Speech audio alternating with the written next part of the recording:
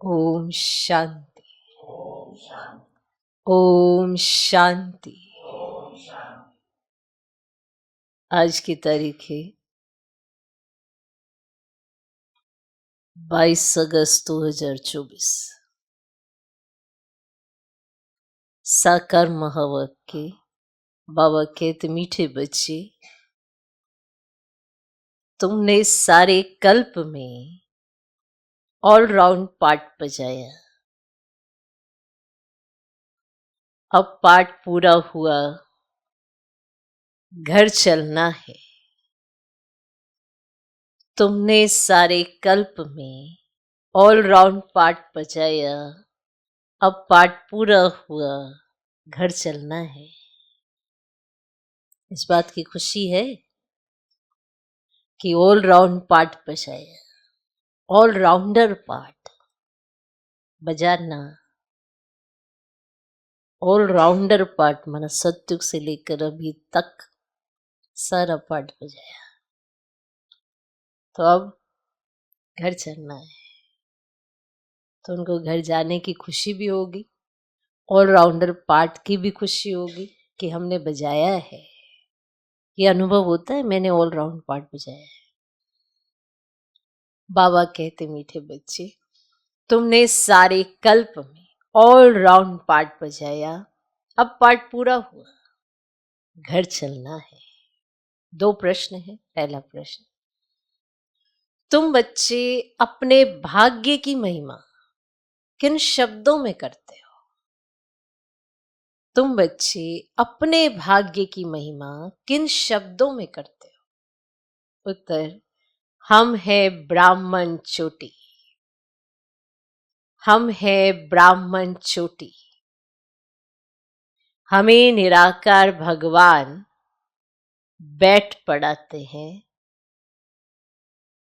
दुनिया में मनुष्य को पढ़ाते, लेकिन हमें स्वयं भगवान पढ़ाते हैं। तो कितने भाग्यशाली हुए। हम है ब्राह्मण चोटी, हमें निराकार भगवान बैठ पढ़ाते हैं। दुनिया में मनुष्य को पढ़ाते, लेकिन हमें स्वयं भगवान पढ़ाते हैं। तो कितने भाग्यशाली हुए। ना भगवान पढ़ाते हैं, इस बात का नशा कितना होना चाहिए। तो हम कितने भाग्यशाली हुए। दूसरा प्रश्न, इस ड्रामा में सबसे बड़ा पोजीशन किसका है? इस ड्रामा में बात कर रहे हैं। इस ड्रामा में सबसे बड़ा पोजीशन किसका? उत्तर, निराकार बाप का। इसीलिए कहा इस ड्रामा में वो भी पाठ बजाते हैं ना, पढ़ाने का तो पाठ बजाते हैं। तो सबसे ऊंचा, सबसे बड़ा पोजीशन किसका? निराकार बाप का। वे तुम सब आत्माओं का बाप है। वे तुम सब आत्माओं का बाप है। सब आत्माएं ड्रामा के सूत्र में बांधी हुई हैं। सब आत्माएं ड्रामा के सूत्र में बांधी हुई हैं। सबसे बड़ा पोजीशन बाप का है। सबसे बड़ा पोजीशन बाप का है। इस ड्रामा में सबसे बड़ा पोजीशन किसका है? निराकार बाप का। ये तुम सब आत्माओं का बाप है। सब आत्माएं ड्रामा के सूत्र में बांधी हुई हैं। सबसे बड़ा पोजीशन बाप का है। ओम शांति। रूहानी बच्चों से रूहानी बाप पूछ रहे हैं, मीठे मीठे बच्चों, अपना घर शांति धाम याद है? अपना घर शांति धाम याद है? भूल तो नहीं गए हो? अब 84 का चक्र पूरा हुआ। कैसे पूरा हुआ है ये भी तुम समझ गए हो। सतयुग से लेकर कलयुग अंत तक ऐसे और कोई भी पूछ ना सके। मीठे मीठे लाडले बच्चों से बाबा पूछते हैं, मीठे मीठे लाडले बच्चों से बाबा पूछते हैं, अब घर चलना है ना, अब घर चलना है ना। घर चलकर फिर सुखधाम में आना है। ये सुखधाम तो नहीं है, ये है पुरानी दुनिया, दुख धाम, और वह है शांति धाम, सुख धाम।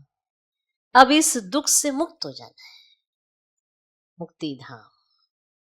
मुक्ति धाम अथवा शांति धाम जैसे कि सामने खड़े हैं, वह है घर। फिर तुम नए विश्व में आएंगे जहां पवित्रता, सुख, शांति भी होगी। अब ये तो समझते ना, समझते हैं ना, गाते भी ये हैं और बाप को भी पुकारते हैं, हे पतित पावन, इस पतित दुनिया से हमको ले चलो, इसमें बहुत दुख है, हमको सुख में ले चलो। स्मृति में आता है, स्वर्ग को सब याद करते हैं। शरीर छोड़ा, कहेंगे स्वर्ग पधारा, लेफ्ट फॉर हेवनली अबोर्ड, इसे कहते हैं ना। किसने लेफ्ट किया? आत्मा ने। शरीर ने थोड़ा लेफ्ट किया, शरीर तो यहीं दे के चले जाते हैं। किसने लेफ्ट किया? आत्मा ने। शरीर तो नहीं जाता है, आत्मा ही जाती है। देखो कंट्रास्ट कितना क्लियर है और कितना स्पष्ट है कि क्या चीज जाती है बीच में से। शरीर के कोई ऑर्गन्स नहीं जाते हैं कि ऐसे नहीं, हाथ जा रहा है, पांव जा रहे हैं, कहीं नहीं, शरीर पूरा वही है। पर वो कौन सी चीज है जो जाती है, जिसने लेफ्ट किया? कहीं कहते हैं ना कि हमको समझ में नहीं आता है आत्मा है कि नहीं, तो आप देखना, किसी ने तो शरीर छोड़ा का ना तुम्हारे सामने, आस पड़ोस में, देखना क्या गया है उसका, कौन सी चीज गई है। वो चैतन्यता, वो शक्ति गई है जिससे आप बात करते थे, जो सुनती थी, जो कर्म करती थी। बाकी शरीर तो यही छो जाता है। सोचो सोचो कितना स्पष्ट है। तो लेफ्ट किसने किया? आत्मा ने। शरीर तो यही दे के चली जाती है, आत्मा यही छोड़ जाती है। नेक्स्ट उसका जहां पार्ट होता है वहां पार्ट प्ले करती है। माना पार्ट प्ले आत्मा करती है शरीर के द्वारा, ना कि शरीर करता है, आत्मा करती है। और यही हम भूल जाते हैं। इसीलिए हम ये जो चक्कर लगाते हैं इसमें 84 जन्म लेते हैं, तो पार्ट ऐसे बदली होते जाते हैं, कॉस्ट्यूम चेंज होती रहती है। पार्ट कौन बजा रहा है? आत्मा बजा रही है ना। तो लेफ्ट कौन करता है? आत्मा। शरीर तो नहीं जाता है, आत्मा ही जाती है। अभी तुम बच्चे ही शांति धाम, सुख धाम को जानते हो और कोई नहीं जानते। तुम बच्चों की बुद्धि में नॉलेज है, शांति धाम क्या है और सुख धाम क्या है। तुम सुख धाम में थे, अब फिर दुख धाम में आए हो। सेकंड, मिनट, घंटे, दिन, वर्ष बीत गए। अब 5000 वर्ष में बाकी कुछ दिन बचे हैं। बाप बच्चों को स्मृति दिलाते रहते हैं, बहुत सहज बात है, इसमें मूंझने की तो कोई दरकार ही नहीं है। आत्मा 84 जन्म कैसे लेती यह भी किसको पता ही नहीं है। लाखों वर्ष की बात तो किसको याद भी रहना मुश्किल है, यह है ही 5000 वर्ष की बात। और व्यापारी लोग भी स्वास्तिका चोपड़े पर निकालते ना, उसमें गणेश कह देते हैं उसको। अब गणेश को हाथी की सूंड दिखाते हैं, मनुष्य पैसा खर्च करते हैं, चित्र आदि बनाते। अब इसको कहा जाता है वेस्ट ऑफ टाइम। तुम्हारे में कितनी ताकत थी, वह दिन प्रतिदिन कम होती गई है। जैसे मोटर से पेट्रोल कम होता जाता है ना, अब तो तुम बहुत कमजोर हो गए हो। 5000 वर्ष पहले भारत क्या था? अथाह सुख थी, कितना जबरदस्त धन था। ये राज्य उन्होंने कैसे पाया? राजयोग सीखे थे, इसमें लड़ाई आदि की तो बात ही नहीं। इनको कहा जाता है ज्ञान के अस्त्र शस्त्र। ऐसी कोई स्थूल बात नहीं है, तो ज्ञान के अस्त्र शस्त्र, ऐसे कोई स्थूल अस्त्र शस्त्र नहीं है। ज्ञान विज्ञान याद और ज्ञान के कितने बड़े जबरदस्त अस्त्र शस्त्र हैं, और सारे विश्व पर तुम राज्य करते हो। और देवताओं को कहा जाता है अहिंसक। तो अभी तुम बच्चों को मनुष्य से देवता बनने की शिक्षा मिल रही है कि कैसे बन सकते हो। है वो स्पष्ट बात कि यहाँ शिक्षा मिल रही है देवता बनने की। फिर से आसुरी कोई कर्म करते हैं या आसुरी गुणों को अडॉप्ट करते हैं तो देवता कैसे बनेंगे? यहाँ शिक्षा मिल रही है देवता बनने की। तुम जानते हो हम हर 5000 वर्ष के बाद बेहद के बाप से ये बेहद का अवसर ले रहे हैं। ये आत्मा की बात है, इसमें स्थूल लड़ाई आदि की तो कोई बात ही नहीं है। आत्मा पतित बनी है, इसीलिए वे पावन होने के लिए बाप को बुलाती है। तो अब बाप कहते मीठे मीठे बच्चे अब तो घर जाना है। यह है जीवात्माओं की दुनिया और वह है आत्माओं की दुनिया। उसको जीवात्माओं की दुनिया नहीं कहेंगे, किसको? परम धाम को, शांति धाम को, उसको जीवात्माओं की दुनिया नहीं कहेंगे। तो ये घड़ी घड़ी स्मृति में लाना चाहिए। हम दूर देश के रहने वाले हैं, हम आत्माओं का घर है ब्रह्मांड। तो ये भी बुद्धि में रहे ना कि हम वहां रहते हैं इस आकाश तत्व से पार, तो जहां सूर्य चांद भी नहीं होते। तो हम वहां के रहने वाले ना, कहाँ के? और यहाँ क्या करने आते हैं? यहाँ पाठ बजाने आते हैं। तो 84 का पाठ बजाते हैं। तो सब तो 84 जन्म ले नहीं सकते। आहिस्ते आहिस्ते ऊपर से उतरते आते हैं। हम ऑलराउंडर हैं। सब काम करने वाले को ऑलराउंडर कहा जाता है।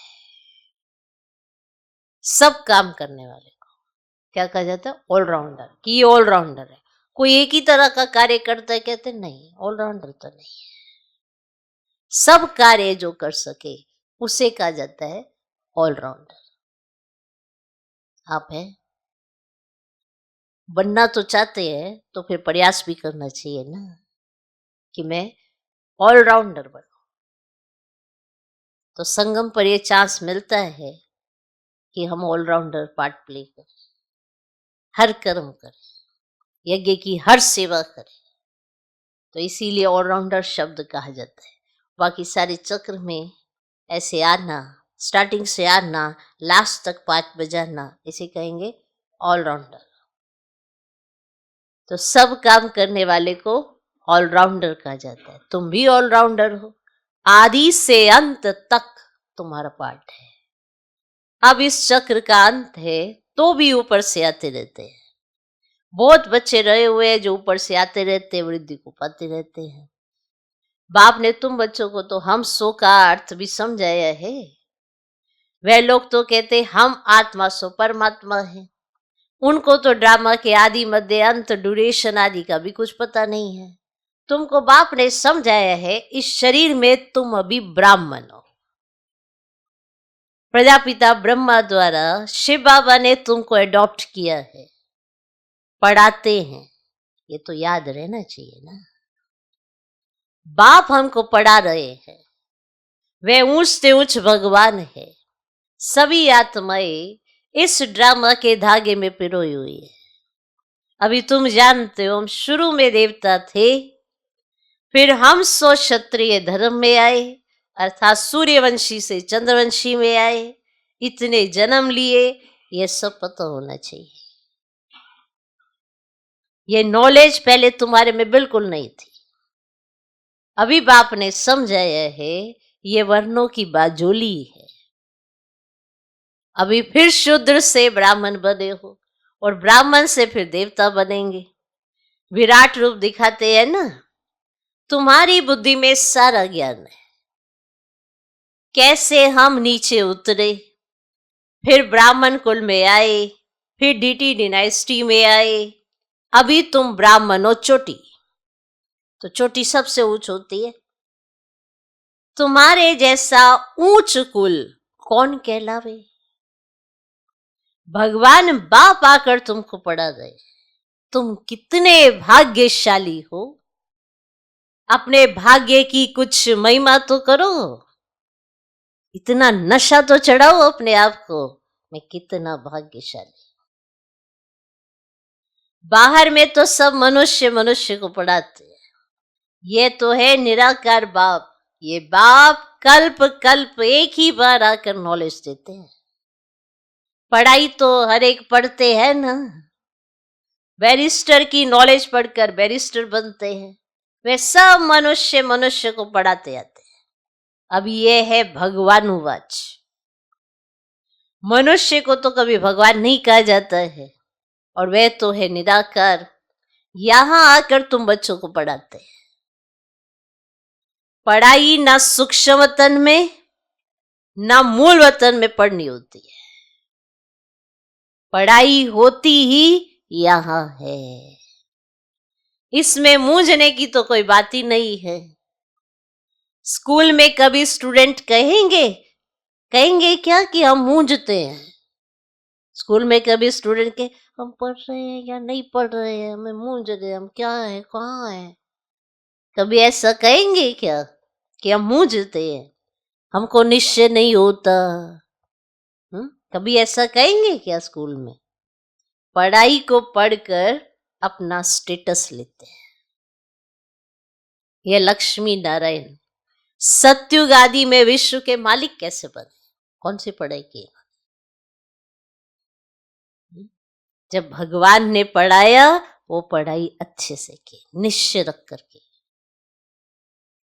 तभी तुम बने ना। जरूर बाप द्वारा बने। बाप तो सच बताएंगे, भगवान कोई रोंग थोड़ी बता सकते हैं। बड़ा भारी इम्तिहान है। इस समय तो है प्रजा का प्रजा पर राज्य, राजा रानी है ही नहीं। और सतयुग में थे, अभी कलयुग अंत में है ही नहीं, तो इसको कहा जाता है पंचायती राज्य। कौन सा राज्य है? पंचायती राज्य। गीता में लिख दिए कौरव और पांडव। अब रूहानी पंडित तो तुम हो ना, सबको रूहानी घर का रास्ता बताते हो। वे है तुम आत्माओं का रूहानी घर। रूह जन्म लेकर पाठ बजाती है, तो ये बातें तुम्हारे सिवाय और कोई नहीं जानते। ऋषि मुनि आदि कोई भी ना रचता को ना रचना के आदि मध्य अंत को जानते हैं। लाखों वर्ष कह देते हैं, परंतु उनका भी कोई पूरा हिसाब किताब नहीं है। आधा आधा भी हो ना सके। पूरा आधा सुख धाम, फिर पूरा आधा दुख धाम। ये है ना पतित पुरानी दुनिया विशेष, और वह है वॉइसलेस। आप कितना ऊंचते ऊंच है, परंतु कितना साधारण है कितना ऊंचते ऊंच और कितना साधारण। ये बात याद रखनी चाहिए कि वो ऊंचते ऊंच है।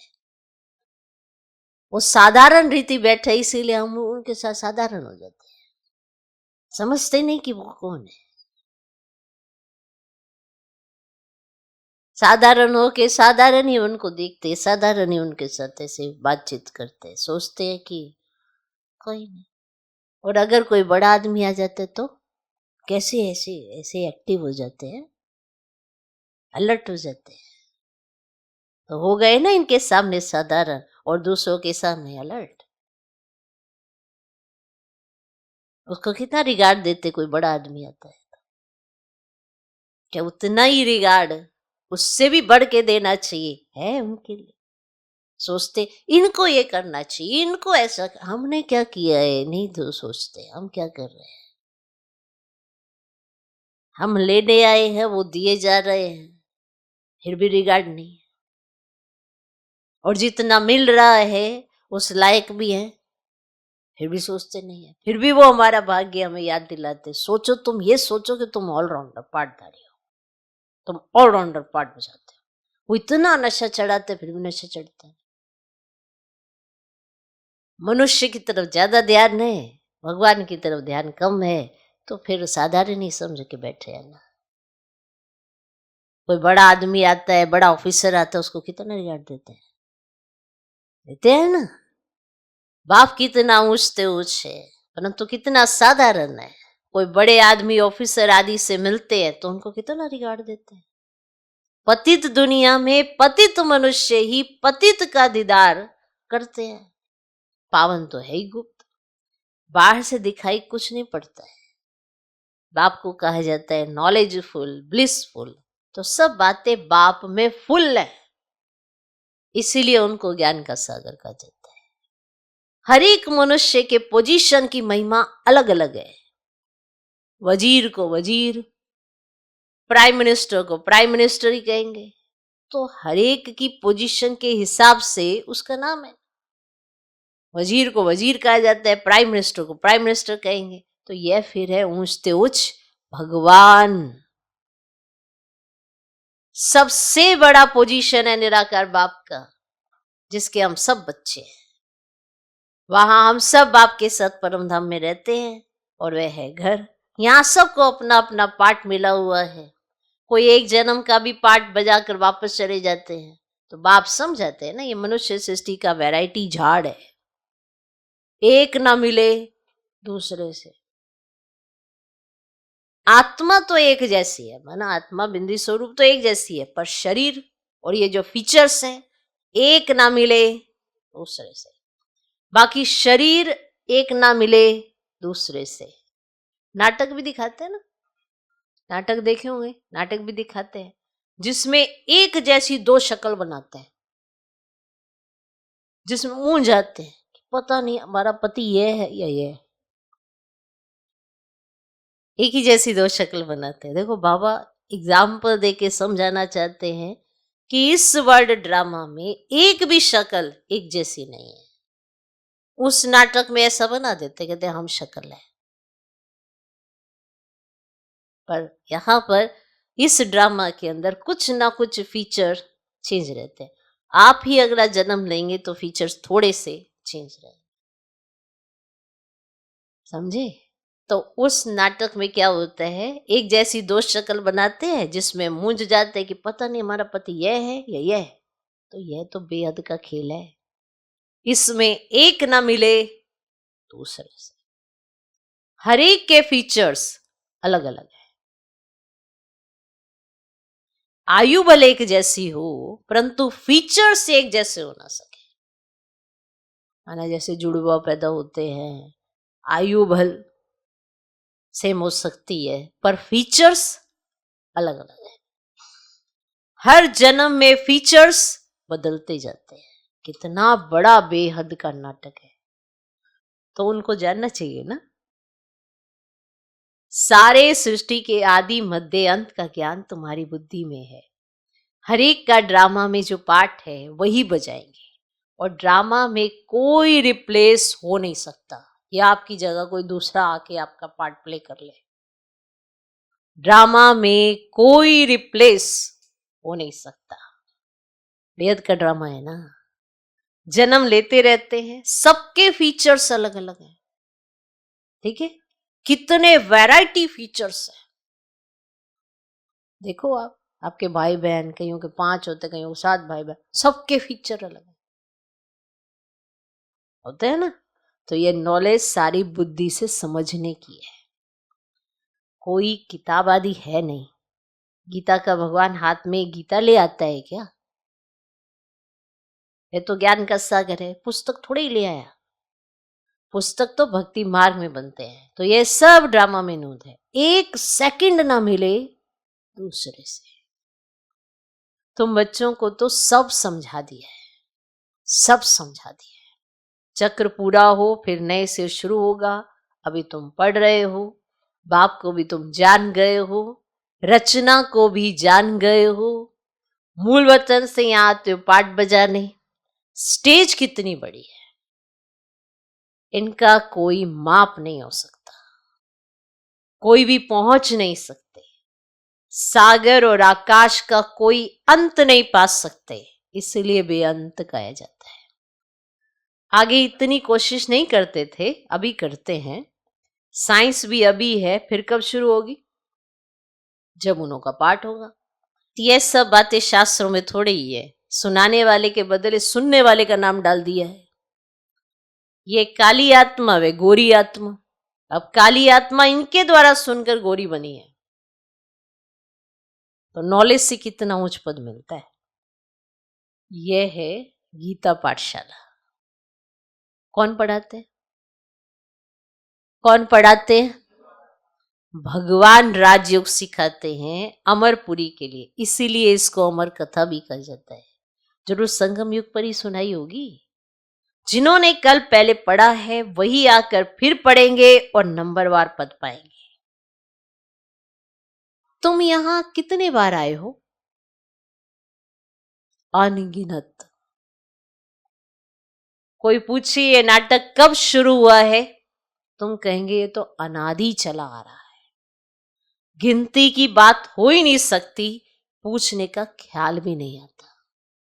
अगर ये बात समझ में आ गई तो पूछने का ख्याल भी नहीं आता।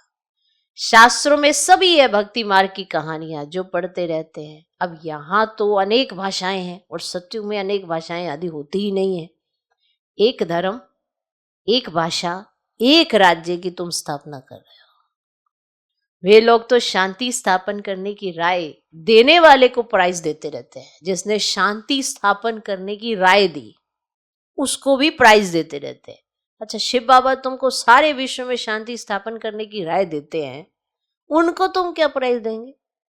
बताना जरा। उन्होंने भी तो पूरे विश्व में शांति स्थापन करने की तुमको राय दी है, बताओ उनको क्या प्राइज देंगे? वो तो और ही तुमको प्राइज देते हैं, लेते ही नहीं। ये समझने की बात है। कल की बात है जब कीनों का राज्य था, अभी तो रहने की जगह नहीं है। वहां तो 2-3 मंजिल बनाने की भी दरकार नहीं रहती, लकड़े आदि की दरकार ही नहीं रहती, लकड़ियां इस्तेमाल ही नहीं होती वहां। ये जो घाटे, ये सब, ये खिड़कियां, ये लकड़ियां, ये इनकी दरकार ही नहीं रहती। ये लकड़े आदि की दरकार ही नहीं रहती। वहां तो सोने चांदी के मकान बनते हैं। साइंस के जोर से झट मकान बन जाते हैं। साइंस इतनी रिफाइन होती है कि झट वो सारे मकान बन जाते हैं। यहाँ तो साइंस से सुख भी है, दुख भी है, और इससे सारी दुनिया खलास हो जाएगी। इसको कहा जाता है फॉल ऑफ पोम्पिया। और माया का कितना पंप है। साहूकारों के लिए तो जैसे स्वर्ग है, इसीलिए वे तुम्हारी बात भी नहीं सुनते। आगे तुम भी तो नहीं जानते थे। यहाँ तो बाप आकर डायरेक्ट तुमको पढ़ाते हैं। बाहर में तो फिर भी बच्चे पढ़ाते हैं, मित्र संबंधी आदि भी याद आते रहते हैं। अब यहाँ तो बाप बैठ समझाते हैं। दिन प्रतिदिन तुम याद की यात्रा में पक्के होते जाएंगे, फिर तुमको कुछ भी याद नहीं आएगा। अब ये जो बार बार याद आता है ना, ये कर लें, वो कर लें, वो कर लें, यहाँ बैठे बैठे भी कई सोचते रहते हैं, ये करना है, वो करना है, फिर तुम्हें कुछ भी याद नहीं आएगा। तुम्हें इतना याद रहेगा कि अंत मते सो गति करनी है भैया, किसी समय भी अंत आ सकते हैं, तो मैं अपना थोड़ा सा ठीक कर लूँ, सेटिंग बना लूँ। ये क्या मेरी बुद्धि भ्रष्ट हुई पड़ी है? कहाँ मैंने अपनी बुद्धि लगाई हुई है? क्या ये मेरे लिए सही है? आप जहां भी पाठ बजा रहे हो, जहां पे भी आपके देहधारी माना मित्र संबंधी आदि हैं, कब तक है? जब तक ये शरीर है। उसके बाद भी तुमने बाबा को ही याद करना, उनको ही पुकारना है, और उन्होंने ही तुमको वर्षा देना कि किस कुल में तुमने जाना है, कहाँ तुम्हारा जन्म होना है। फिर भी हम मित्र संबंधियों के चक्कर में उसी बाप को छोड़ते हैं। कितना वंडर है। जिसने हमारी सारी सेटिंग बनानी है उसी को हम सेट करने का कहते हैं। थोड़ा सेटिंग में रहो, थोड़ा सा, अभी हमारे पास फुर्सत नहीं। पहले खुद से कहते रहते हैं हमारे पास टाइम नहीं है, हमको ये नहीं है, वो नहीं है। अब बाबा भी कहेगा मेरे पास ना थोड़ा टाइम नहीं है, क्योंकि वो तो बेहद का बाप है। फिर भी आपको लगता है हमारी सुने, और क्यों सुने जब तुम नहीं सुनते हो? तो लास्ट में तो उसने न्यारा ही होना है ना।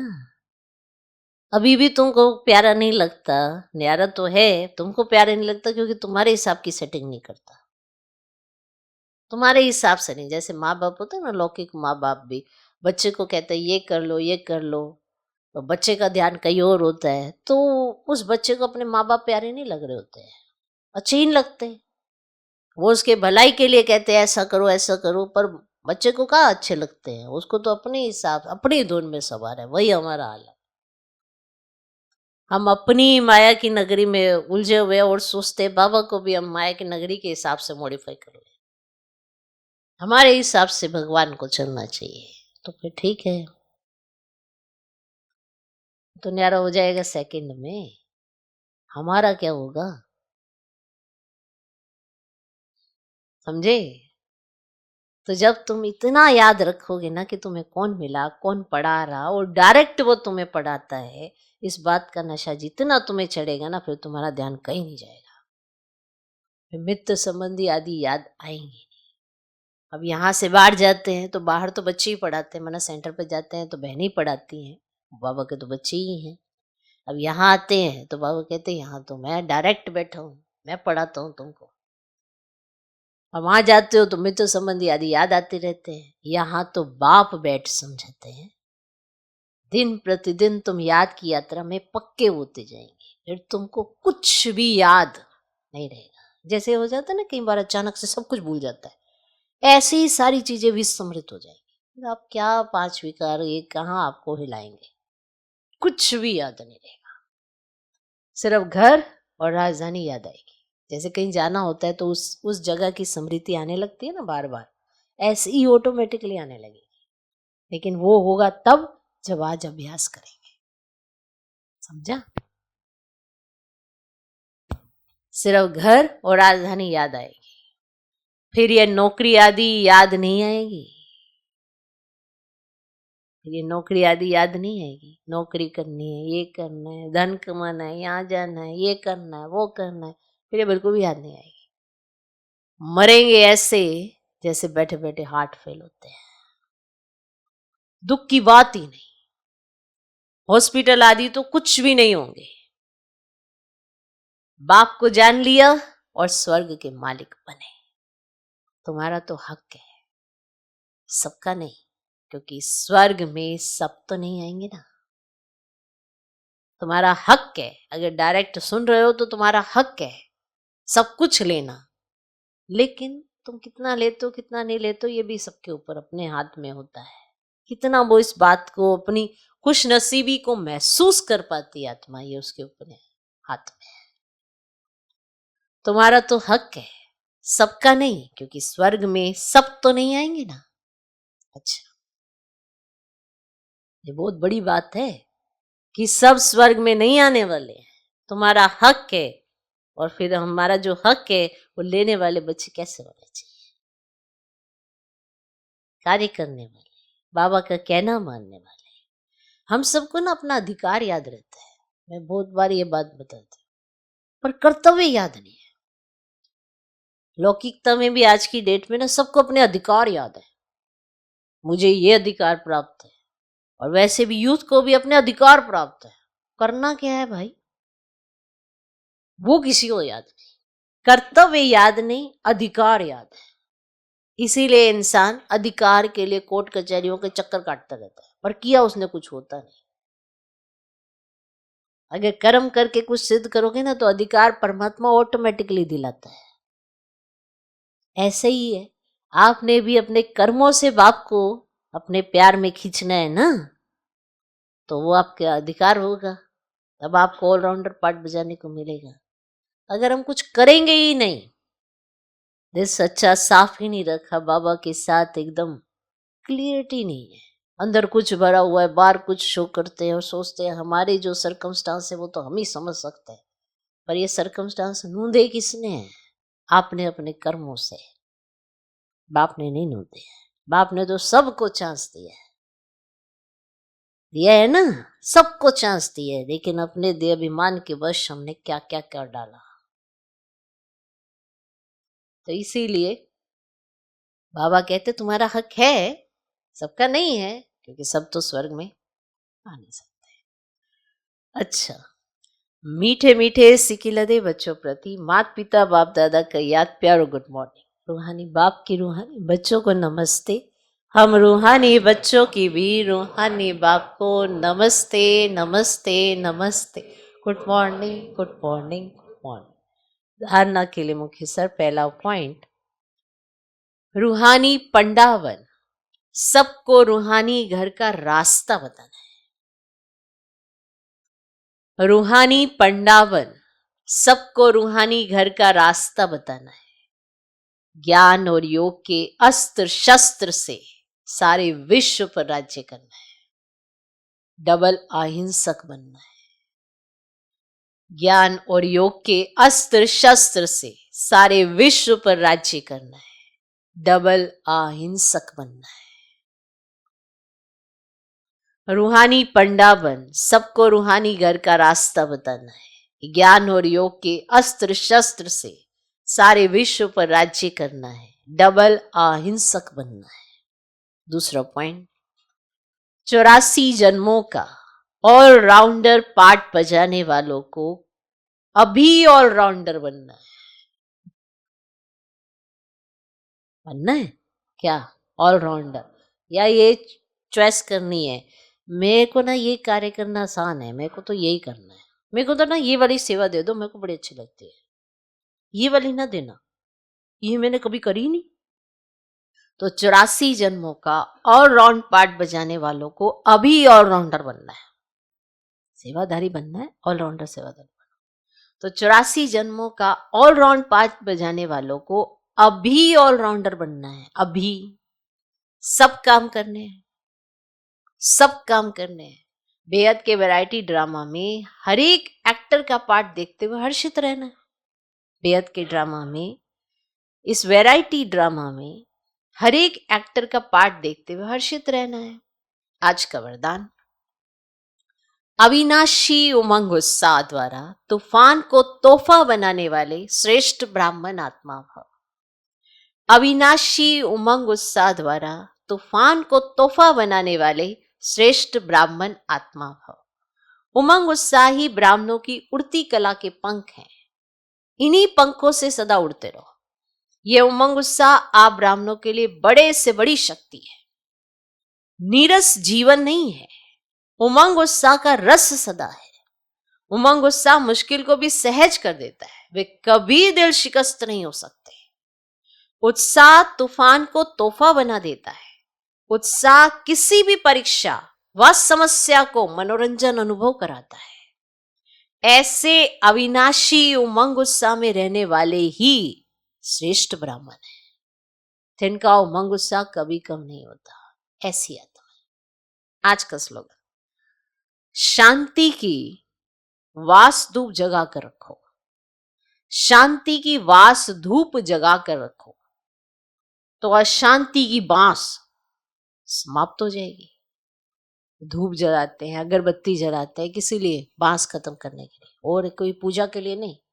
बांस जो आती है ना, क्योंकि ये तो तमो प्रधान दुनिया है, तो चारों तरफ बांस ही बांस है। तो आपको शांति की वास धूप जगानी है। माना आप इतने शांत होंगे तो अशांति कहाँ से आएगी?